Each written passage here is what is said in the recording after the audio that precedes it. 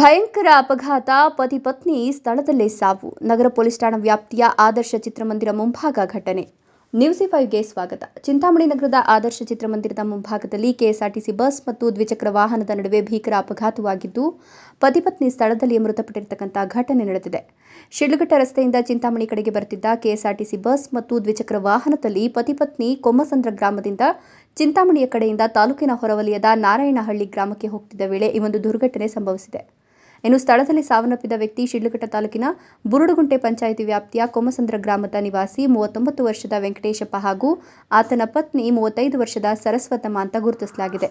ಗಂಡ ಮತ್ತು ಹೆಂಡತಿ ಇಬ್ಬರು ಚಿಂತಾಮಣಿ ತಾಲೂಕಿನ ನಾರಾಯಣಹಳ್ಳಿ ಗ್ರಾಮದಲ್ಲಿ ಸಂಬಂಧಿಕರ ಮನೆಯಲ್ಲಿ ಇರುಮುಡಿ ಕಟ್ಟುವ ಕಾರ್ಯಕ್ರಮಕ್ಕೆ ಹೋಗುತ್ತಿದ್ದ ರಸ್ತೆ ಮಾರ್ಗವಾಗಿ ಈ ಘಟನೆ ನಡೆದಿದೆ ಅಂತ ಹೇಳಲಾಗುತ್ತಿದ್ದು, ಘಟನಾ ಸ್ಥಳಕ್ಕೆ ಡಿವೈಎಸ್ಪಿ ಮುರಳೀಧರ್, ನಗರ ಸರ್ಕಲ್ ಇನ್ಸ್ಪೆಕ್ಟರ್ ವಿಜಯಕುಮಾರ್, ಗ್ರಾಮಾಂತರ ಠಾಣೆಯ ಸಬ್ ಇನ್ಸ್ಪೆಕ್ಟರ್ ಮಮತಾ ಭೇಟಿ ನೀಡಿ ಸ್ಥಳದಲ್ಲಿ ಮೃತಪಟ್ಟಿದ್ದ ಮೃತದೇಹವನ್ನು ನಗರದ ಸಾರ್ವಜನಿಕ ಆಸ್ಪತ್ರೆಗೆ ರವಾನಿಸಿ ಮುಂದಿನ ಕ್ರಮ ಕೈಗೊಂಡಿದ್ದಾರೆ.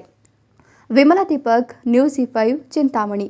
ನಿರಂತರ ಸುದ್ದಿ ಸಮಾಚಾರಗಳಿಗಾಗಿ ನೋಡ್ತಾ ಇರಿ, ಇದು ನಿಮ್ಮ న్యూస్5.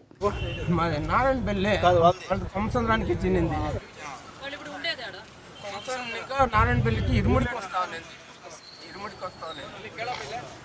ఏం పేరు వాళ్ళు ఇద్దరు దిన?